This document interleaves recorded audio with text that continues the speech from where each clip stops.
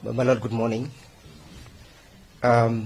We were also served with the replying affidavit to the doctor's affidavit, one by Mr. Kindiki and the clerk of the Senate. And also being petitioners in this proceedings, Your Lordship, I'm seeking your guidance, Your Lordship, as to the participation of other petitioners insofar as the affidavit by Mr. Kindiki and Mr. Nyengenye is in issue. Otherwise, our quorum is as before.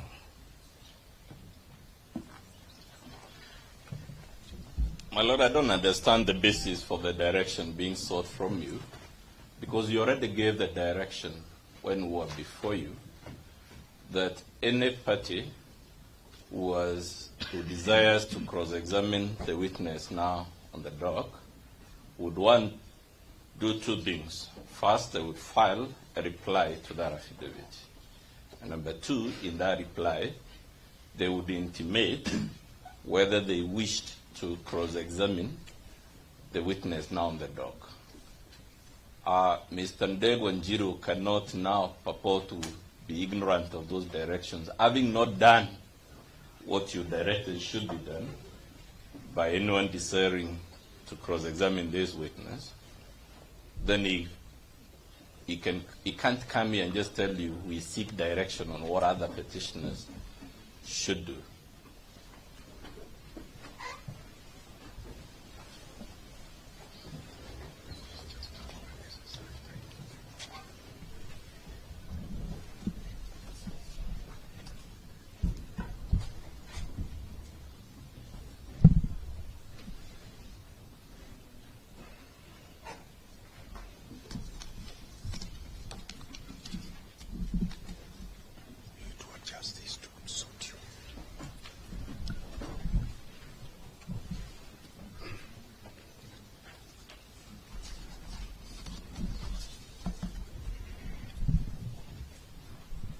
Thank you for that. The direction which Mr. Ndego has sought. I think directions which were we gave last time are very clear.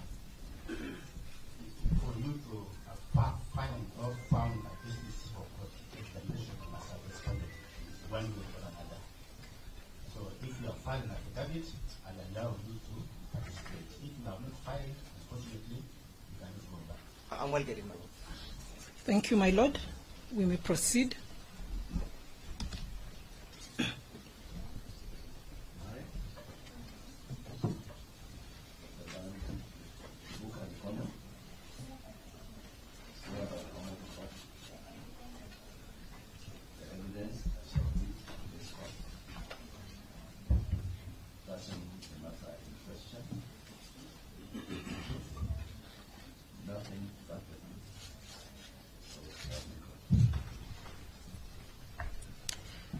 Please state your full name, profession, and your professional qualifications.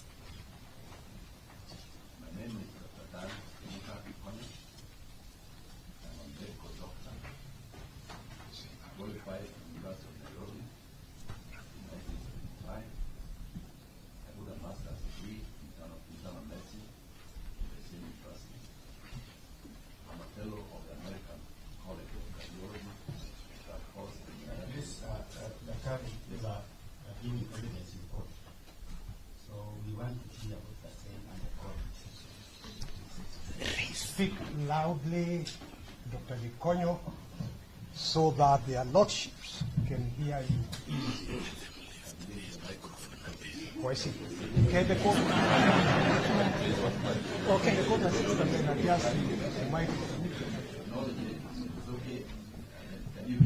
With the permission of the court, perhaps you could place something under the microphone to just lift it up.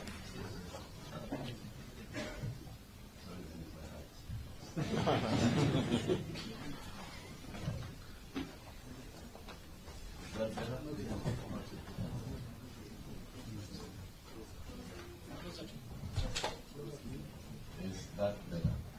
Yes. Your Honor, again, my name is Dr. Gikonyo. I am a medical doctor, a graduate of the University of Nairobi, 1975. It's 50 years last August. Postgraduate internal medicine, the same university, 1980.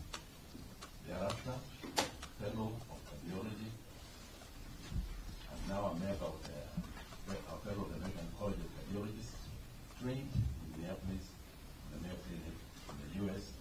at 1985. Now practicing at the current hospital, previously a lecturer at the University of Nairobi. Thank you. You have a document titled Affidavit, sworn on 28 April 2026, consisting of 12 numbered paragraphs. Do you recognize this document? Whose affidavit is it? Your Honor is mine. Whose deponent's signature is on page 3 of 5 of that affidavit? That's me, Your Honor, mine. Do you wish to adopt the contents therein as your evidence in this matter? Your Honor, I do. Please tell the court whether you are acquainted with any party before these proceedings in a professional capacity. I believe by the party you mean the respondent. Yes, I'm acquainted with my patient, Honorable Gachagua'S, Okay. whom I have taken care of. From my records, Your Honor, my hospital records that I do have with me, I have been a doctor to the same Honorable Gachagua'S since, if I could, 5:10 p.m. on the 10th of July, 2006. Okay. When and under what circumstances did you meet the first petitioner, if at all, during the period in issue and relevant to these proceedings? I believe for the purpose of this issue, we are referring to his hospitalization at the current hospital, which again, from my record, Paddington notes, happened at 3:25 p.m. on the 17th of October, 2024, Your Honor. And what happened when you met him? What happened next? Your Honor, the reason for his coming to hospital, the court said he's on the way with chest pain, and we received him and acted accordingly. From your experience and expertise as a cardiologist, what significance do such symptoms have? Your Honor, you know, chest pain has two categorizations. There's chest pain that can occur if you have a heart attack, medical terms called a cardiac infarction. That, when you say you have chest pain in that category, we look at the possibilities of that being real. That's what we call the risk factors. Here's a man, his age. With a very kind permission. With a very kind permission. I have listened to where the evidence, my lord, is headed, and in my very humble view, we appear to be expanding the scope of the petition and the affidavit that is before you, Lordship. My lord, it is important that we stick to what is in the affidavit. For purposes of that is why we're here today. If we attempt to then expand beyond what we agree, then we'll be prejudiced. We'll have to file further affidavits, etc., to be able to respond to the questions that are being raised.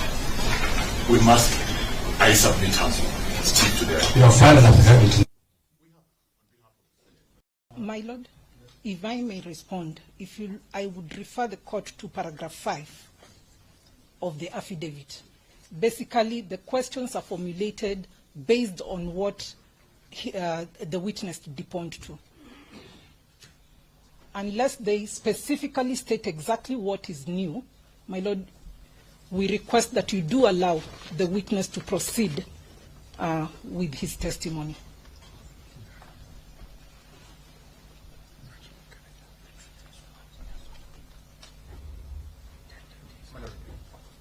Laying a questions does not presume introducing new issues by way of evidence in chief.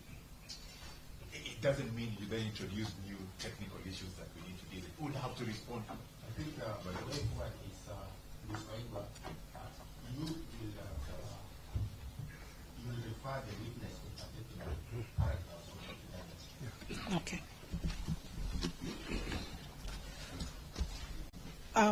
You do have the affidavit with you? I do have it, Your Honor. Okay. Please clarify what you meant under paragraph 5 of your affidavit. Your Honor, paragraph 5 asks, based on my professional expertise, what do these symptoms mean? That the law is my answer to that is that based on my experience, those type of symptoms depending on the probability of the disease, which depends on the risk factors, it would imply that you will be having a heart attack. That is my simple answer. And based on paragraph 6 of your affidavit, what role or steps did you take with respect to the first petitioner having been presented before you? Your Honor, if a man of that age and risk factors presents, there are standard protocols that we follow in medicine to evaluate that person. In this particular person, my mother named, there was additional risk factors of stress. And stress has brought its own problems of affecting the heart in a condition that we call a catastrophe. I refer you to paragraph 7 of your affidavit. Please clarify what you meant in that affidavit on paragraph 7.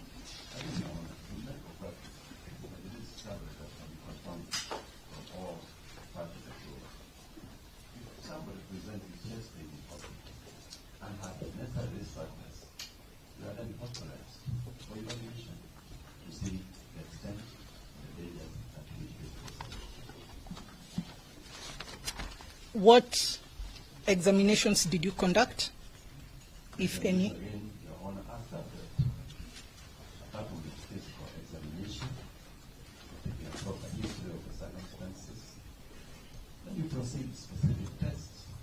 It include what we call a tracing of the heartbeat for factor response or an ECG, an ultrasound of the heart for this purpose of the layman's term, an image of the heart, and blood tests to check for any heart matter damage. Again, Your Honor, it's all Madam, very kindly, as my Lord did direct, could we be pointed to specific parts of both the affidavit and the attachments that then align with what the good doctor said, my Lord? My concern is what, my Lord? We, by seeking clarification, we are then proceeding or extending beyond what is contained in the document. It then leaves us in a very precarious position in terms of the doctor is here to give us expert evidence, and we must give him the room to do that. Yes, my Lord. Can we clarify, my Lord, beyond that contained in the affidavit? My Lord, if I may assist the court, the issue being raised is we have a written affidavit, which is sworn testimony. Ordinarily, that would be the evidence in chief. The second issue is that it is trite that where a thing has been reduced to a document, in this case, the affidavit, and the annexures thereto, you cannot, under the guise of examination in chief, purport to add to subtract from, to contradict, or vary. Even if this witness were to spend 2 days here, offering these things now being called clarification, It's just a waste of your time. Section 99 to 101 of the Evidence Act says that evidence is inadmissible. Honorary, I've been submitted to make a very brief reply. The rule of objections, as I know them, is that you object to something, objection irrelevant, objection something. There's no specific objection. You're being told that the objections, without a proper basis, we kindly request you to order that the examination in chief proceeds and concludes very shortly. Then my learned friends would have their time to impeach and to do anything lawfully the witness understands. Thank you, my Lord. And so when we proceed with the latitude that those paragraphs in the affidavit gives you, and I think we must understand that we have an expert witness. There's a reason why we call him an expert. He has come to tell us something we may not know. Therefore, with that latitude, please proceed. Thank you, my Lord. So what you are referring to was in paragraph 6 of the affidavit. Your Honor, exactly. That's the point. The things I've mentioned are in that affidavit. The ECG, for the other the Gachagua'S, the ECO. The matters have not gone outside that context. Thank you. Please refer to paragraph 4 of your affidavit and annexure marked DKG 3. Annexure marked DKG 3. Can you explain the timings reflected in those documents?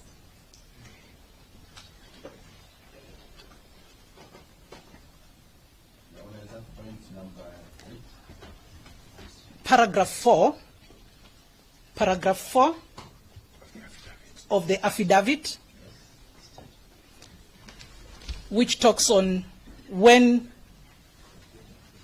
you approximately met the first petitioner, DKG. Your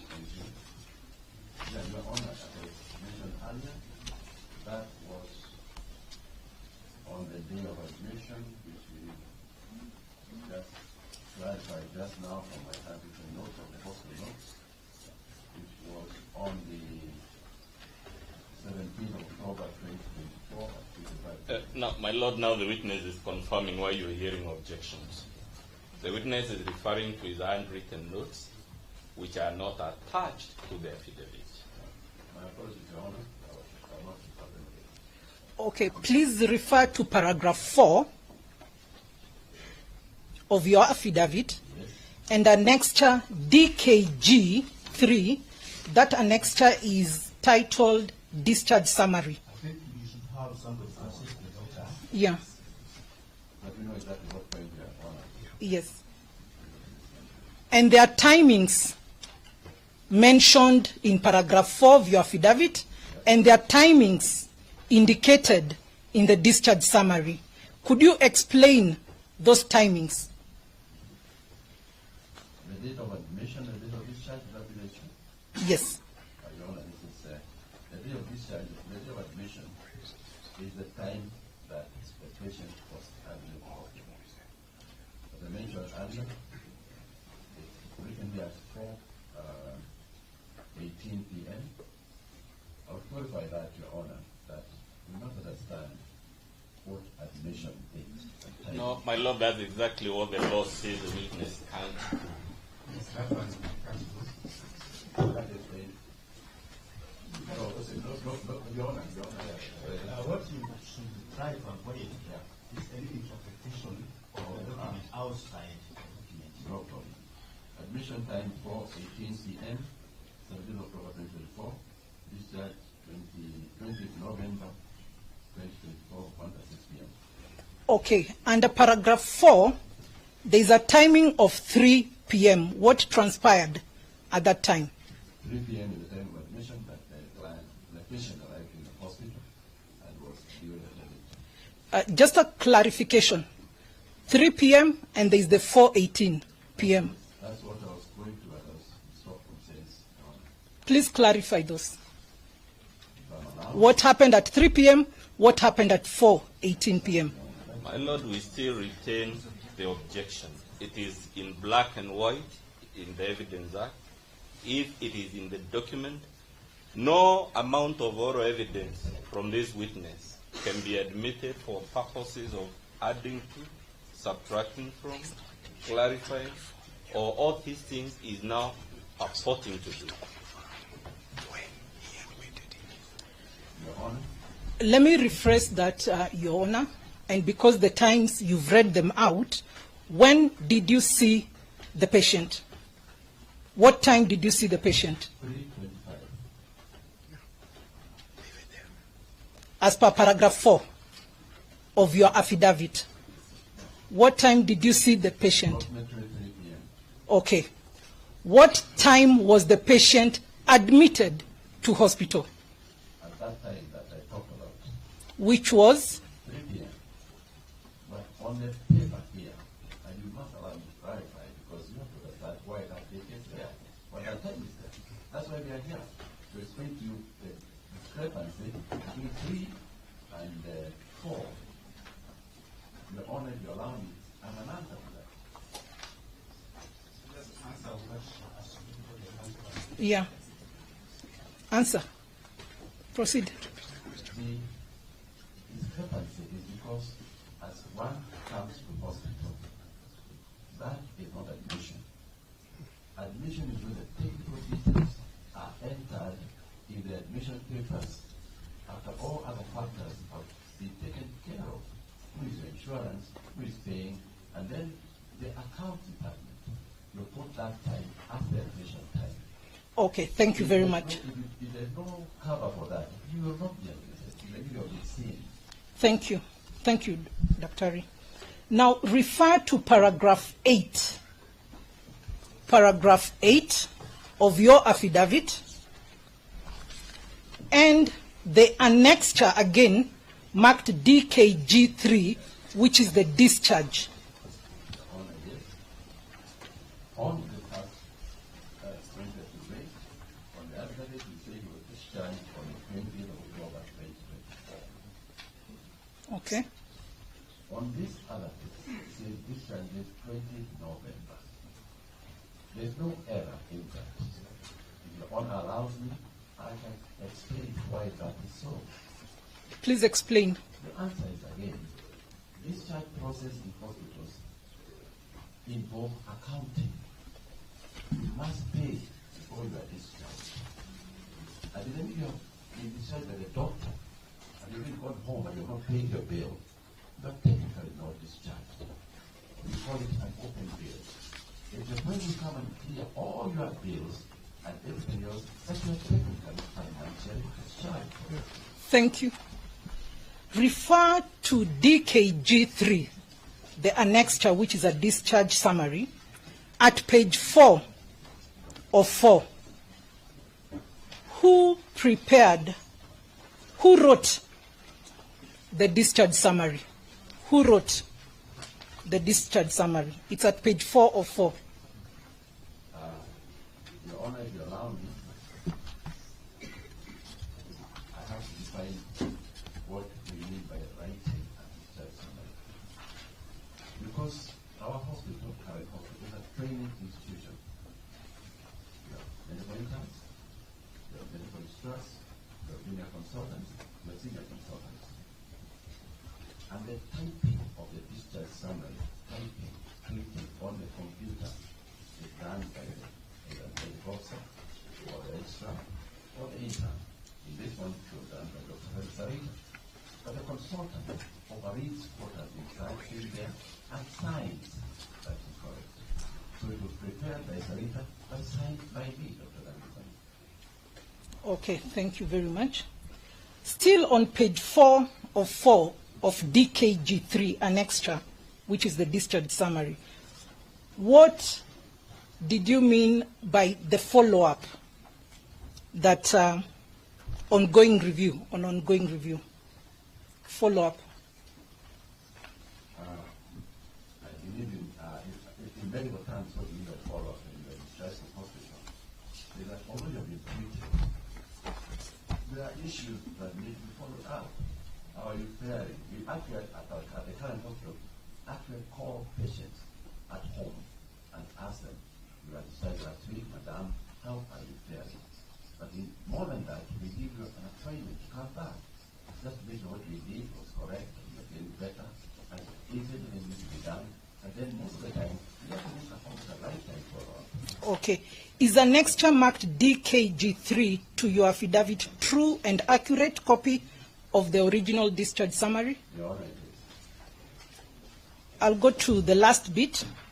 During the period the first petitioner was under your care, what communication, if any, did you receive regarding his condition from anywhere?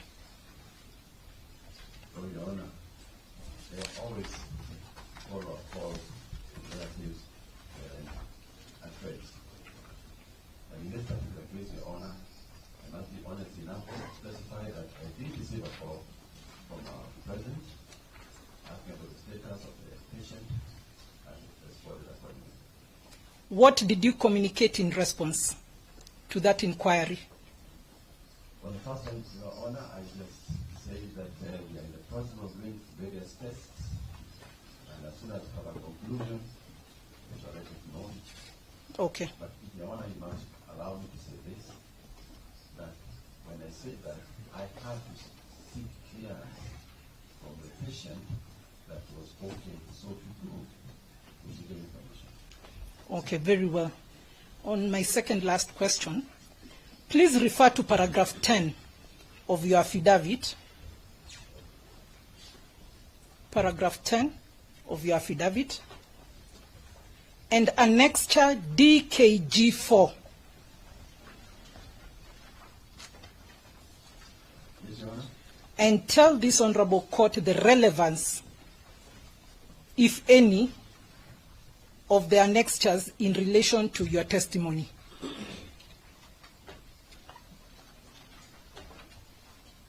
Your Honor, during this hospitalization, this hospitalization for reasons that happened that time became a public issue, and there were public notices in newspapers and television services covering the issue. Okay. Lastly, please refer to paragraph 11 of your affidavit, and in summary, what you'd like this honorable court to understand regarding the first petitioner's admission and treatment. Your Honor, I've only one statement to make, and that the Honorable Gachagua'S was admitted to hospital on the day so specified and discharged on the day so specified and treated according to established medical practices. Thank you very much. That is all, my lord.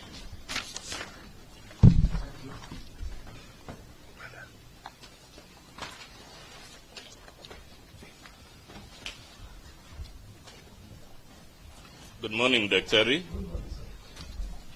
My name is Mudhomi. I think we know each other. Yes.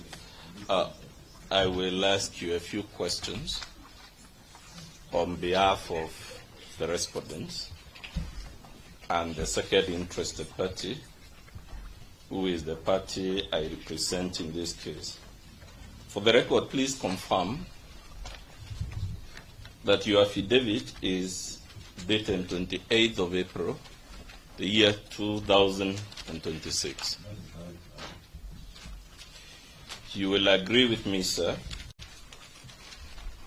This affidavit has been made 1.5 years after the events described in it. Correct or incorrect?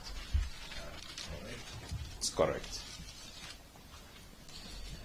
Was this affidavit placed before the Senate?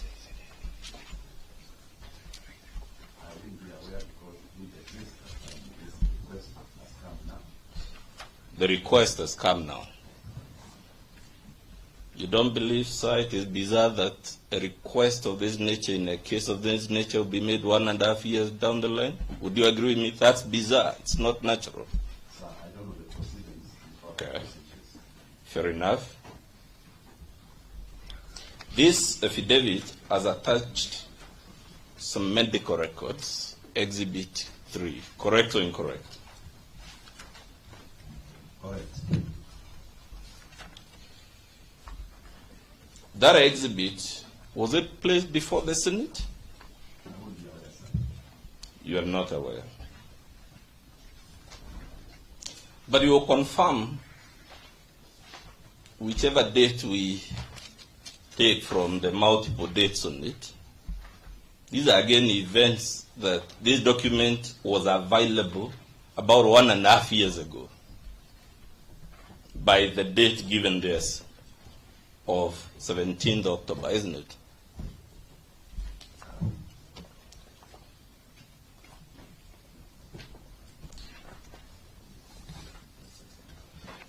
You have to agree this document was available. Yes.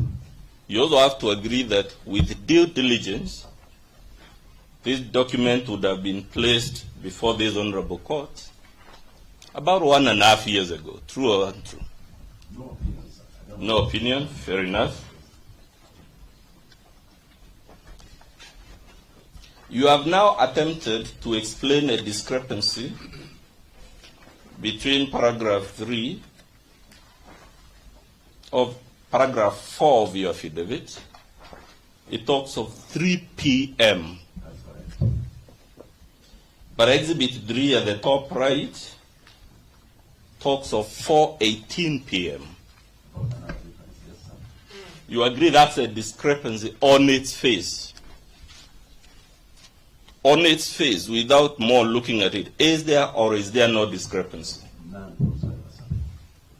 Are you saying 4:18 p.m. is the same time as 3 p.m.?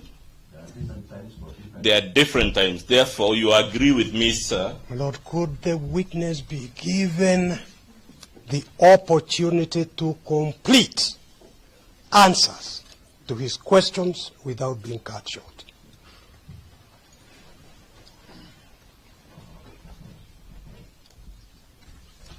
Dr. Gikonyo, is it your testimony that the time 3 p.m. given at paragraph 4 of your affidavit is the same time given as 4:18 p.m. in the medical record? They are different Good. They are different times. occurrences. They are not the same thing they are describing. Okay. This explanation you are now offering on the witness doc, is it given anywhere in your affidavit? The explanation for the discrepancy, is it set out anywhere in your affidavit? It should be understood. No, the question is it set out anywhere in your affidavit? That explanation you're now offering in court. Not there because It is not there. Good. never raised. Otherwise, I would have given an answer. We are here to raise it, unfortunately. Let's stick to that page 104.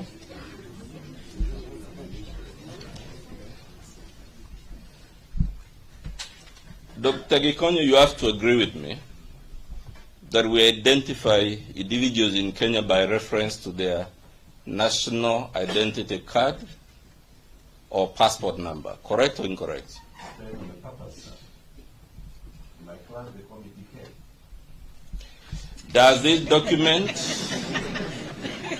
document indicate the identity card of the patient being attended to? Does it indicate the identity card number? National identity card number. Either it does or it does not. We have the client ID number. That's not my question, sir. My question is, on its face, does this document disclose the national identity card of the patient it describes? Deliberately not. Good.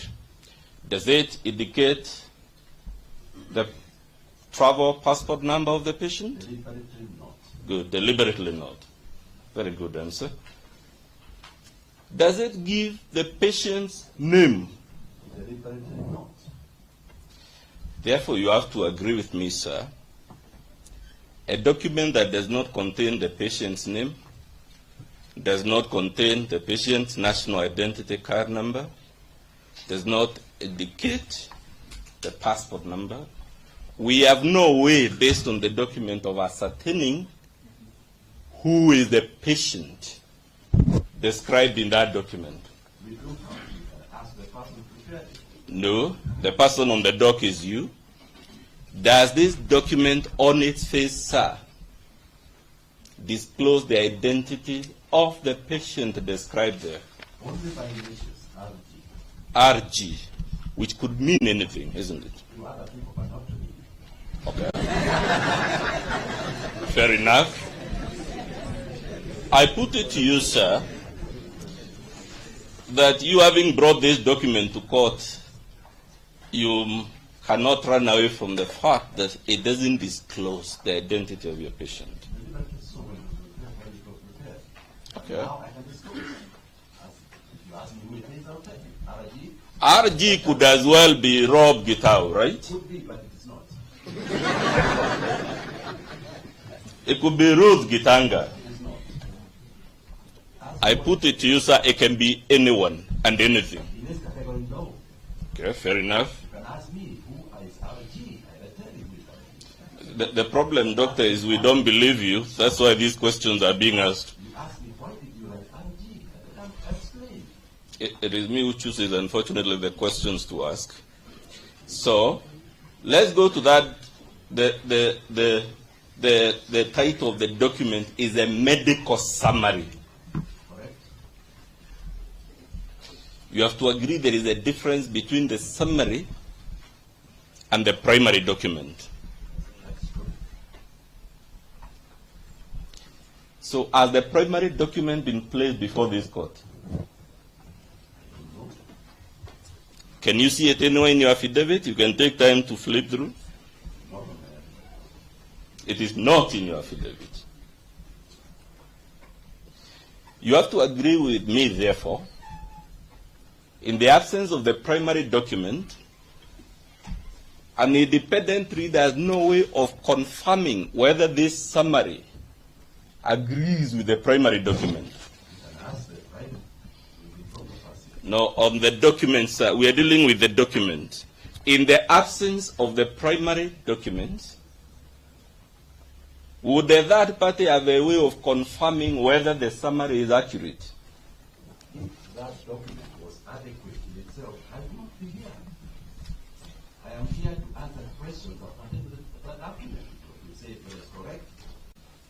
If it was adequate of itself, you would call me here. We actually called you, Dr. Gikonyo, because the document has just too many gaps. Let's go to the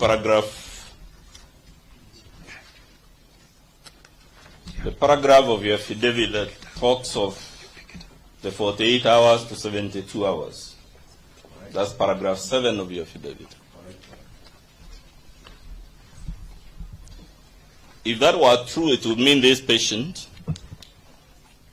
and we mean patient RG, whose identity we don't know, it would mean that this patient would have been discharged on or before 20th October 2024. Correct or incorrect? We are following the document, sir. Your paragraph says he was admitted for how long? 48 to 72? Your paragraph 7. Sir, please read correctly. We compared it.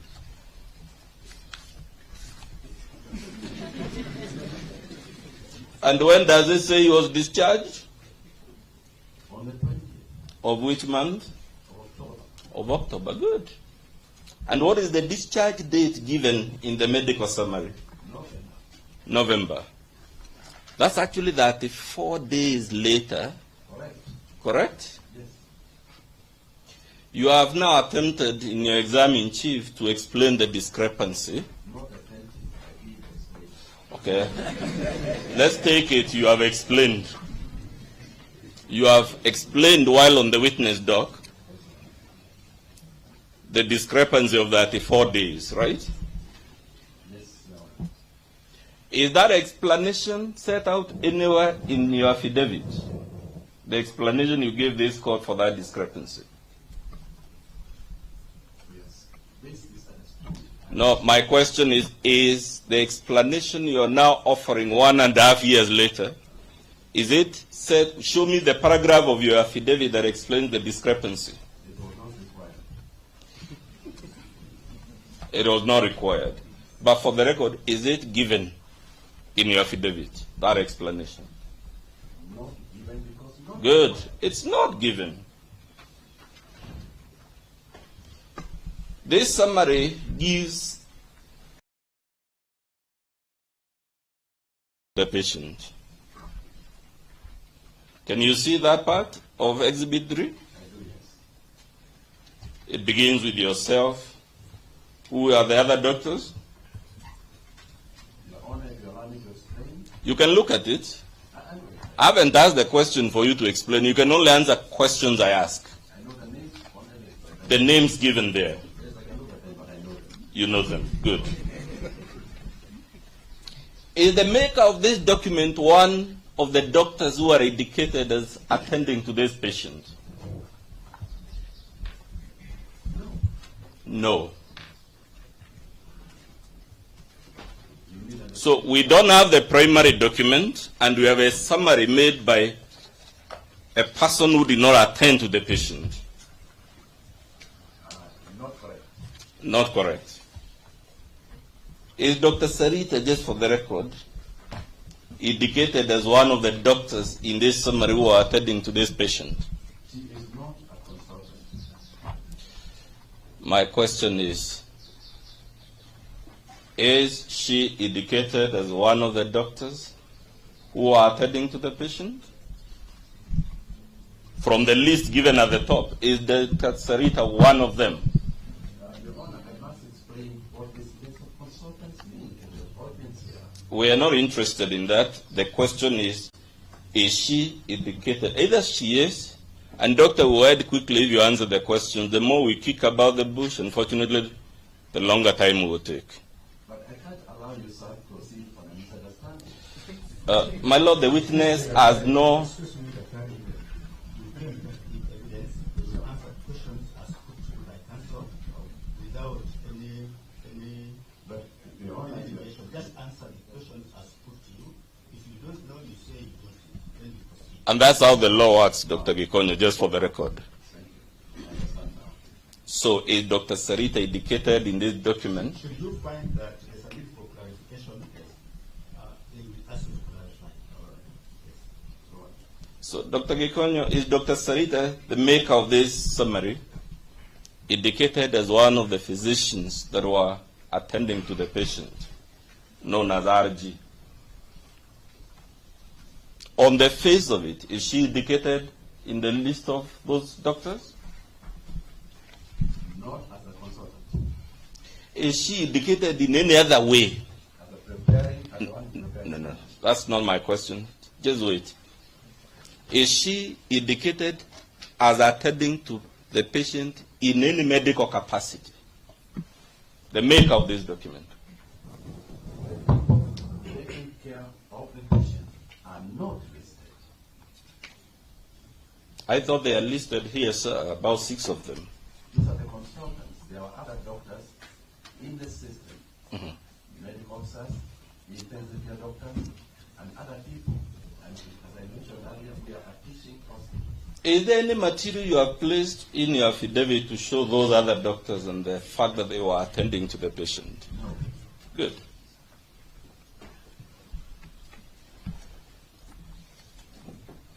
In fact, on the document before the court, we have no way of knowing who else other than the 6 given that attended to the patient. Only by asking the person of the doctor, No, we are talking on the document, sir. not on the documents. Good. Let's go to the bottom of that document. Bottom left. That document has a computer timestamp at the bottom left, correct?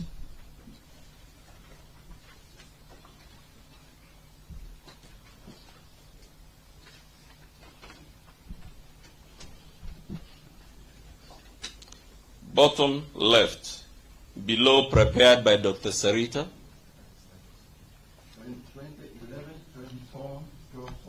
12:40 p.m. So what is the date and time of this document's preparation as per that time stamp? It is prepared on the 20th of November 2024 at 12:40 p.m. Correct or incorrect? Right, that's correct. Now let's go to the opposite side of the page, bottom right. What is the date and time given? The date you confirm, 20 November.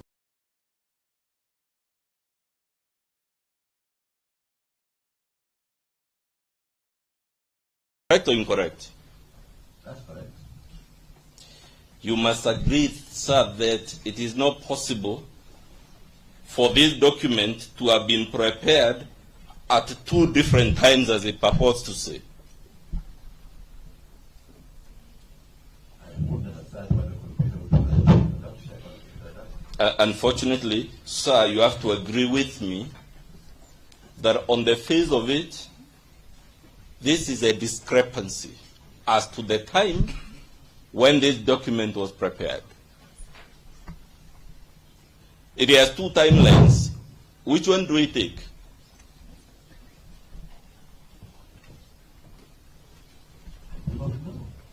Good. You don't know. I wouldn't ask that. You have testified that this patient,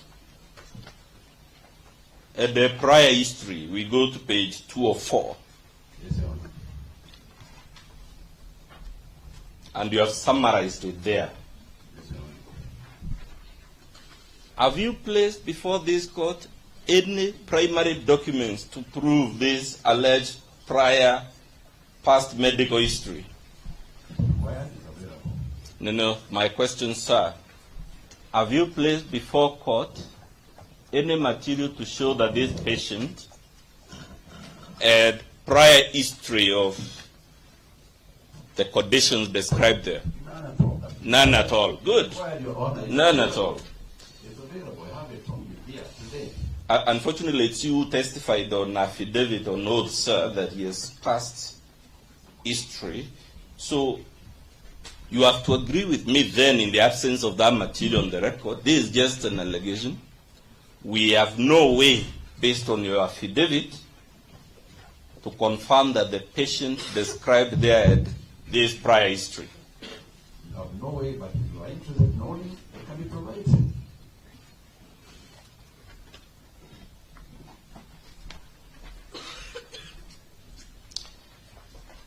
Doctor, you say you did a number of tests on this patient, Yes, Your Honor.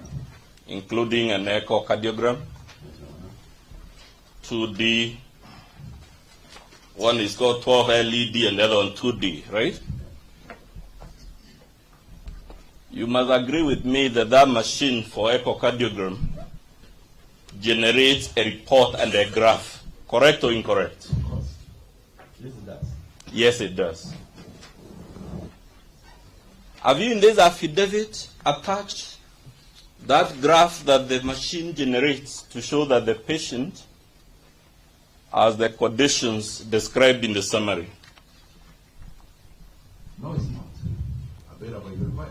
No. My question is, have you attached to the affidavit the report that the echocardiogram machine generates? Definitely not. Good. Have you attached the report that the other machine automatically generates? Not attached, but exists. Fine. Have you attached the images that were supposedly taken of this patient? If I thought they would be useful for this court, I would have attached them. Fair enough. I thought of those and necessary to attach them, but they are available if required. But you would agree with me that the images and the graphs and the reports would be the primary document evidencing the illness. Correct or incorrect? Correct. Therefore, if that is correct, you must agree with me that this summary, in the absence of those images and those graphs and those reports, cannot be the evidence that patient RG and the conditions described in your affidavit. Unfortunately, I will not agree with you. Fair enough. You say you also took some blood tests. Yes, Your Honor. Have you attached the laboratory report of those blood tests to this affidavit? No, doctor, my question is, They're not attached. have you attached the laboratory report of the alleged blood tests? Deliberately not. Available if required. So again, based on your affidavit, you have to agree. We have no way of knowing whether there were blood tests or what were the results of any such blood tests. I disagree. We have a way of knowing. Ask them and produce them.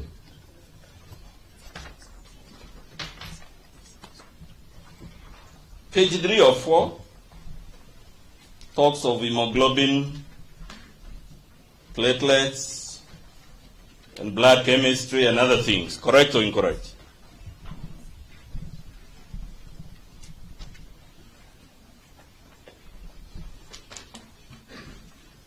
Either it does or it doesn't, Dr. Reed. It does. Do we have in your affidavit the primary document, that is the laboratory report for all these tests? Available if required. No, my question is, do we have it in your affidavit? No, they're not. Definitely not. Yes.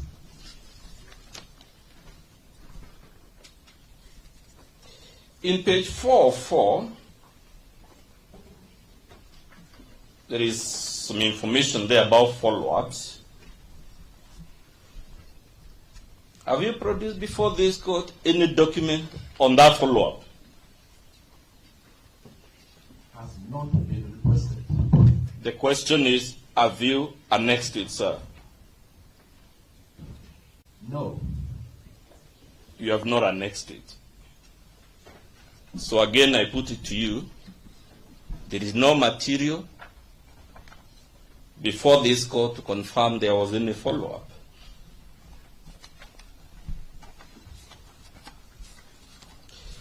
Dr. Gikonyo, in summary, you have admitted you have no material before court to show the prior history of the patient. You have confirmed there is no material before the court to evidence his medical condition when you supposedly attended to him. And there is also now no material of the follow-up. Is it not because this gentleman was in your hospital to hide away from the Senate? He was not sick. I put it to you. Let me laugh a little bit. Trust me, I too have been laughing about it.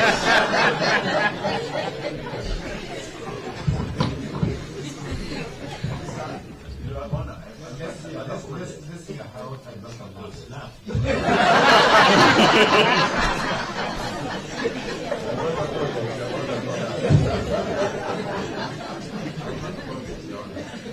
But honestly, sir, Yes. if the question arises as to those documents that have been raised, if they are available, and if you are looking for justice and honesty, you can ask me to provide them. And it takes 2 seconds. They are here. Yes, you may have them, but they are not on the record, sir. You can have them. Unfortunately, the law does not permit you, Dr. at this belated stage, to even refer to them, because they should have been put on the affidavit. But to my summing up questions, your affidavit alludes to some media coverage of his alleged illness. Yes, Your Did you give yourself a press conference on this illness? Yes, Your Honor, on demand from the press. On demand from the press? Dr. Gikonyo, is it standard medical practice for doctors to give press conferences as to their patient's illness? Depends on the sensitivity of the No, issue. the question, sir, is it standard medical practice for doctors Yes, to call press conferences? No, sir. We don't call for press conferences. Okay. Press comes to us. When you are giving this press conference, the case before the Senate was proceeding, correct or incorrect? Most likely so. You found time to give a press conference, but you didn't find time to go and tell the Senate. Okay. In what capacity would I go to the Senate? Good.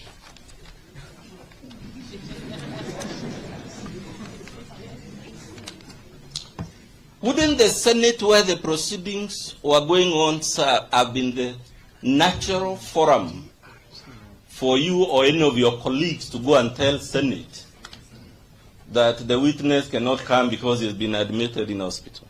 I'm not sure if access to the Senate is available to get the common person like that.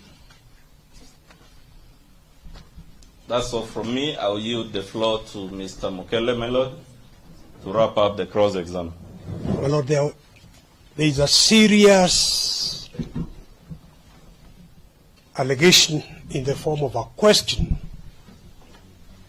raised by Dr. Thionkulu that Dr. Gikonyo was hiding the first petitioner.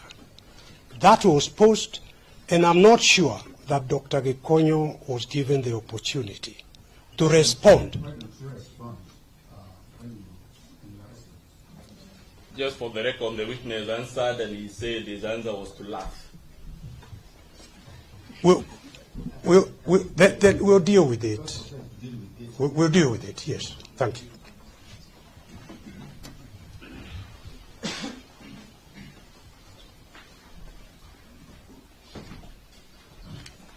My Lord, leadership.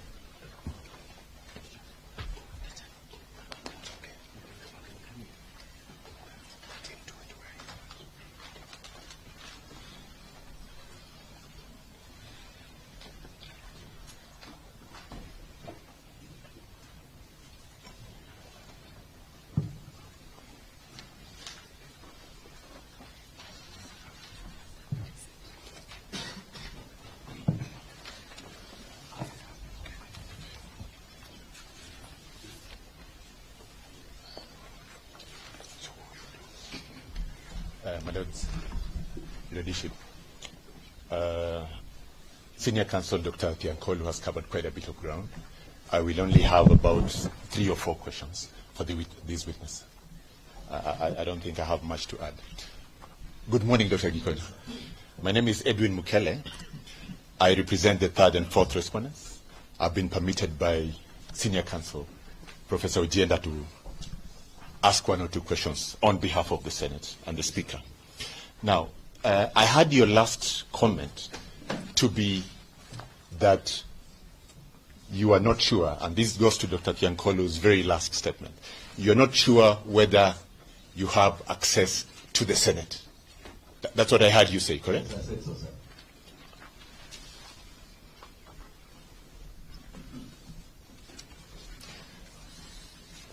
Now, Dr. Gikonyo, presented before court, is sworn on the 28th of April 2026. That's correct. That's correct. Do you recall when the first petitioner was impeached? Not exact date, but I believe the same day that went to hospital. The same day that he came into hospital. Would that be the 17th of October 2024? Most likely so, sir. Most likely. This is about, we then receive your affidavit in court about 1.5 years That's correct. after he has been impeached. That's correct.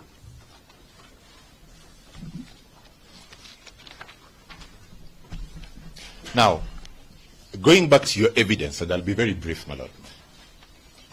When asked a question on whether the documents you presented would have been presented to the Senate, your answer was, the request has come now. That is what I heard you to answer to one of Dr. Tiankolo's questions, yes? The request has come now.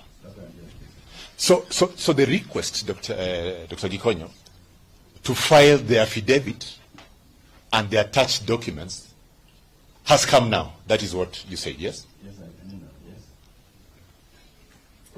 From whom did you receive the request? From the petitioner. You received the request from the petitioner. Yes.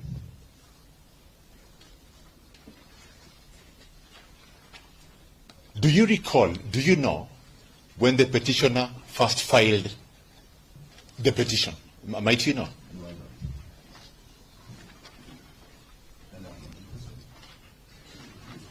don't. You're giving evidence and you're not interested in the context of a petition in which you have no interest. Is that what you're telling the court? Yes, that I'm here purely on a medical issue, not on a court issue. That is startling, Daktari, I must say. It means, in my view, you probably don't understand the reason you're here. But I will go on.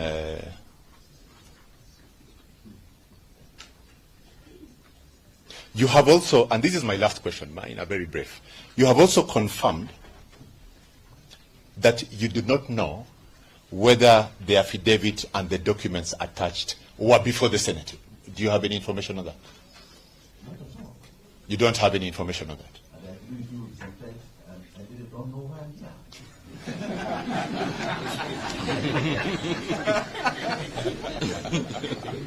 Because my understanding is I'm here to answer medical questions about the petitioner in hospice.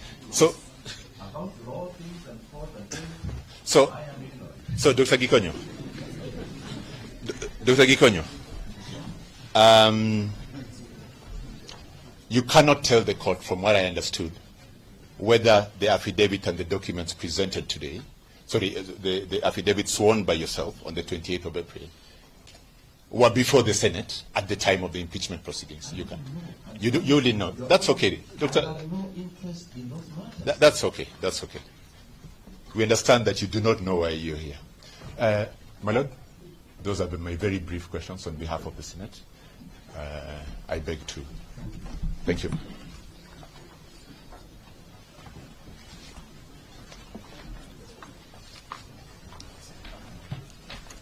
Dr. Gikonyo?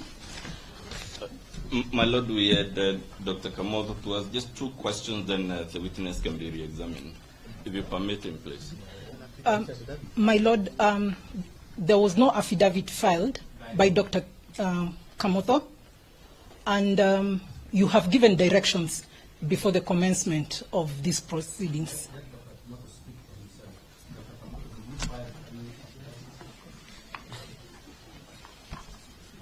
Yes, my lords, my lady. We have put our responses. We are doing a joint approach to this matter. We have a joint approach to this matter, and that's why you'll find, my lord, that not every one of us makes submissions or presentations on every occasion. Otherwise, If I allow you, then there's no basis why I don't allow it aside, because it also just hangs on that point. I think for clarity or purpose, I don't think it's better to allow it. It's okay. very well. We are most obliged.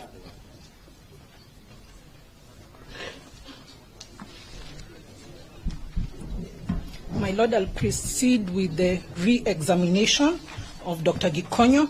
Very quickly, Dr. Gikonyo, I'll refer you to paragraph 11 of your affidavit on the reason why you filed the affidavit. Could you come clear or clarify why you swore this affidavit, referring to paragraph 11? Until I was made to understand that after that things of the Senate and other court matters. Honor, that paragraph summarizes why that I made this affidavit in my capacity as a medical expert, not a legal expert, in adult cardiology, to assist this honorable court in establishing that the first petitioner was duly admitted to hospital on the date in question and underwent treatment. That is what my understanding. And you had earlier confirmed that the contents of your affidavit were true, to the best of your knowledge. Thank you. Just to clarify a few issues that have propped up during cross-examination, and I will go back to paragraph 4 of your affidavit, and I'll be direct this time round because it cropped up. Is there any admission issues in paragraph 4? None at all. Thank you. So at 3 p.m. on 17th of October 2024, what exactly happened? At around 3 p.m. is the word. Approximately is the word. Yes. You want to know the exact time we have treated five hours. What happened? About that time is when the petitioner arrived in hospital. Thank you. We took him in. We started the normal thing that we do for treatment taking, taking spirit, blood pressure, and such. At that time, we were on press me. At the time of start now the admission process. Thank you. Admission is a process, not an instant. And as we are doing those things, the accountants asking who's going to pay for this, blah, blah. And when they are ready, then they fix on the computer, this man is now admitted. so when was he admitted? According to our document here, 4:18 p.m. That is when the actual documentation of admission were completed. These are technical details of timing and writing. Before that time, we are still seeing the client. We are doing the necessary things. But it's technically not admitted because the accountants are not allowed us to do that. Thank you. I'll refer you to page 1 of 4 of the discharge summary. And on the top, the patient name is Mr. RG. Who is RG? You know, Your Honor, if you come to hospital and you are an ordinary citizen, you put your full names or your other names. There are clients we don't put names on record. My Lord, we still object. That evidence is extrinsic to the record. It is inadmissible. And my good colleague here knows that question is also impermissible. The question was actually raised in cross-examination, and what we are seeking is a clarification on who RG is. Your Honor, I have said, our practice in the hospital protects privacy because this document go around hospitals. We use codes. Okay, but who is RG? Who is RG? Okay, is there any other identification information in that document? Have a look. Is there any other identification information with respect to that, without necessarily reading it out? There is a mobile telephone number. Thank you.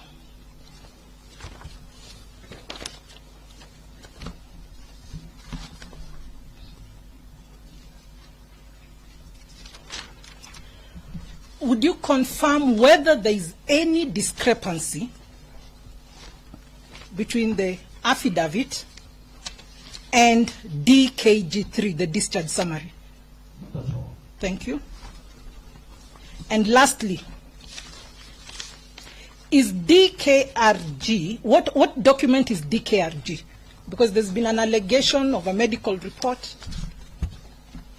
What is DKRG? It's a discharge summary. It's not a medical report. A medical report gives details that may not necessarily be required by this court. But if required, Your Honor, it's available. And in your discharge summary, you were confirming what you deponed to in paragraph 11 on the purpose of the affidavit, Absolutely. which is admission, discharge, and treatment. Absolutely. Thank you, Your Honor. That's all. Just one very brief question, Dr. Gikonyo. It was put to you by Dr. Thionkulu that you admitted the petitioner, His Excellency Rigathi Gachagua, to hide him, suggesting he wasn't sick. And I think you responded by laughing. Now that you have finished laughing, will you please answer the question? Was Rigathi Gachagua sick or not sick? Why are you hiding him in your hospital? Please answer. It is a serious question. I must say I laughed because I thought it was not a serious question because maybe it's not common sense. But however, the answer is yes, he was sick. We admitted him. We have data that's available to any medical person. We have medical reports. We have traces of his ECG, his echoes, everything. We have data that's available on demand by this court. And apart from the documents, Dr. Gikonyo, you are here as a doctor, head doctor who was treating him. Your Honor, that's why you called me to answer those questions. That's all, Your Answer Honor. the affirmative. I was the one who was treating him with my team. He was sick. We have data. We have provided an affidavit. If there's any further questions, we have provided. That's all, my lords, Your Ladyship. Thank you, Dr.